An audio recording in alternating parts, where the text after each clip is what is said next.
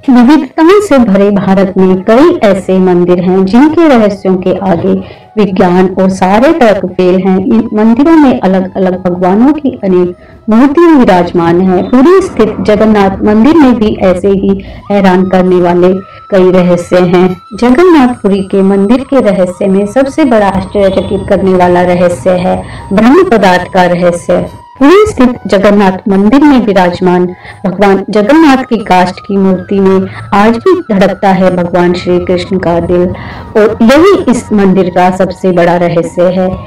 आज की प्रस्तुति में जानते हैं इससे जुड़ी पौराणिक कथा के विषय में। नमस्कार दोस्तों, मधुर सरस चैनल पर आपका स्वागत है। उड़ीसा के पुरी में स्थित भगवान जगन्नाथ मंदिर भगवान श्री कृष्ण का इकलौता मंदिर है जहां वह अपने बड़े भाई बलभद्र और बहन सुभद्रा के साथ विराजमान है। समुद्र तट पर स्थित ये मंदिर भगवान विष्णु के 8वें अवतार श्री कृष्ण भगवान को समर्पित है। ऐसी मान्यता है कि यहाँ स्थापित श्री कृष्ण की काष्ठ की मूर्ति में आज भी उनका दिल धड़कता है।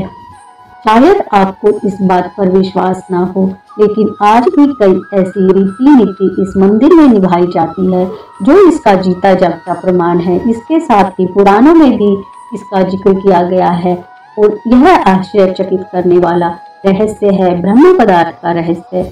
भगवान की काष्ठ से बनी इन मूर्तियों को प्रत्येक 12 साल में बदला जाता है, और जब इन मूर्तियों को बदला जाता है तो पूरे शहर में अंधेरा कर दिया जाता है, और इसके लिए पूरे शहर की बिजली काट दी जाती है। पुजारियों की आंखों पर बांधी जाती है रेशम की पट्टी।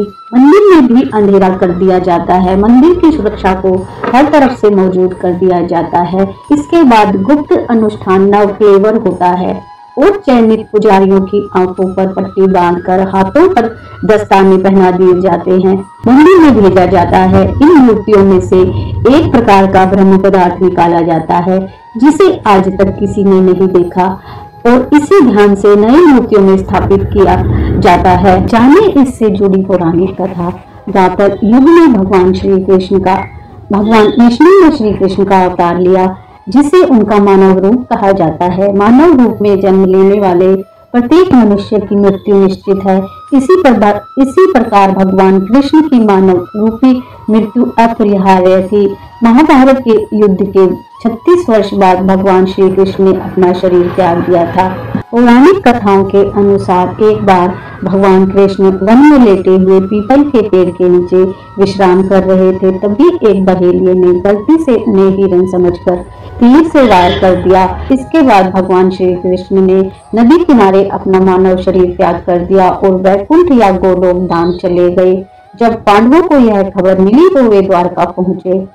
कृष्ण भगवान ने सोमनाथ के पास अपनी देह त्यागी थी। पांडवों ने श्री कृष्ण के शरीर का रीति रिवाज से अंतिम संस्कार किया, लेकिन भगवान कृष्ण का पूरा शरीर तो जल गया, लेकिन उनका दिल वास्तविक रूप में धड़क रहा था, जिसे देखकर पांडव चकित हो गए। तभी आकाशवाणी हुई कि यह ब्रह्म का हृदय है, इसका नाश कभी नहीं हो सकता, यह ऐसे ही धड़कता रहेगा। इसके बाद पांडवों ने श्री कृष्ण के धड़कते हुए हृदय को समुद्र में प्रवाहित कर दिया।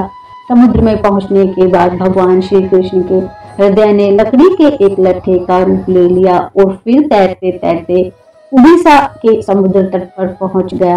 जब भगवान कृष्ण का हृदय उड़ीसा के तट पर पहुंचा तो वहां के राजा इंद्रद्युम्न को उसी रात सपना आया।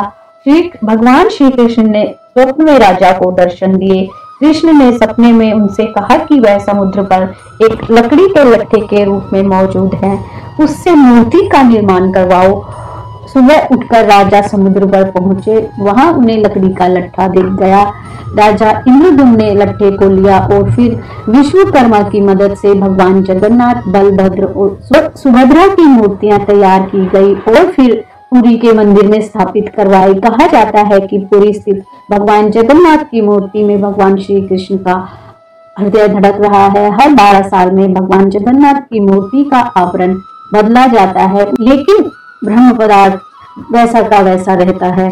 ब्रह्म पदार्थ को नवक्लेवर में स्थानांतरित करने वाले पुजारियों के अनुभव के अनुसार उन्हें लगता है कि जैसे वे अपने हाथों में कुछ जीवित वस्तु धारण कर रहे हैं, वह पदार्थ की तरह उछलता रहता है। कुछ लोग कहते हैं कि यह अष्ट धातु से बना एक दिव्य पदार्थ है भगवान कृष्ण का हृदय बदलते समय आंखों पर पट्टी, हाथ में दस्ताने और पूरे शहर की बिजली गुल करने के पीछे यह मान्यता है कि अगर किसी ने गलती से भी उसे देख लिया तो उसकी मृत्यु हो जाएगी। यही वजह है कि नव कलेवर की रस्म निभाने से पहले पूरी सतर्कता बरती जाती है। मूर्ति बदलने वाले पुजारी बताते हैं कि जब भी यह प्रक्रिया होती है तो उस समय ऐसा लगता है कि कलेवर के अंदर खरगोश फुदक रहा है। हालांकि हाथों पर भी कपड़े बंधे होते हैं तो बहुत साफ साफ कुछ पता नहीं चलता है। वीडियो को लाइक शेयर करें, चैनल को सब्सक्राइब करें। Thank you for watching.